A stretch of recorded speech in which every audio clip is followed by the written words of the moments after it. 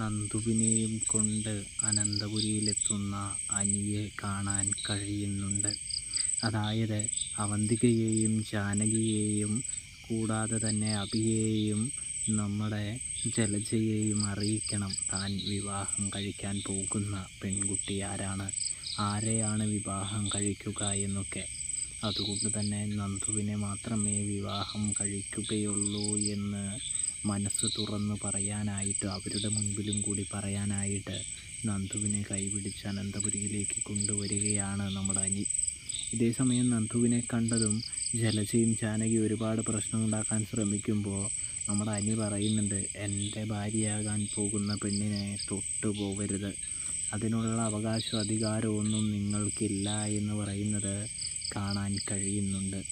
നയനേച്ചിയും ആദർശേട്ടനും എൻ്റെ പക്ഷത്തായതോടുകൂടി ഞങ്ങളെ എതിർക്കാനിപ്പോൾ ആർക്കും ഒരു റൈറ്റ്സുമില്ല എന്ന് പറയുന്ന കാഴ്ച കാണാനായിട്ട് കഴിയുന്നുണ്ട്, സാധിക്കുന്നുണ്ട്. അതുകൊണ്ട് തന്നെ തീർച്ചയായിട്ടും ഞാനും എൻ്റെ ഭാര്യയാകാൻ പോകുന്ന നന്ദുവും ഇനി ഒരുമിച്ച് നടക്കും, ചുറ്റിക്കറങ്ങും. അതിനൊന്നും നിങ്ങൾക്ക് പറയാനോ ഇടങ്കോലിടാനോ സാധിക്കില്ല എന്ന് പറഞ്ഞുകൊണ്ട് തന്നെ എല്ലാവരുടെയും മുൻപിൽ വെച്ച് അനി നന്ദുവിനെ കെട്ടിപ്പിടിക്കുകയാണ്. പ്രേക്ഷകരെ, പ്രിയ കൂട്ടുകാരെ, അപ്പോൾ സബ്സ്ക്രൈബ്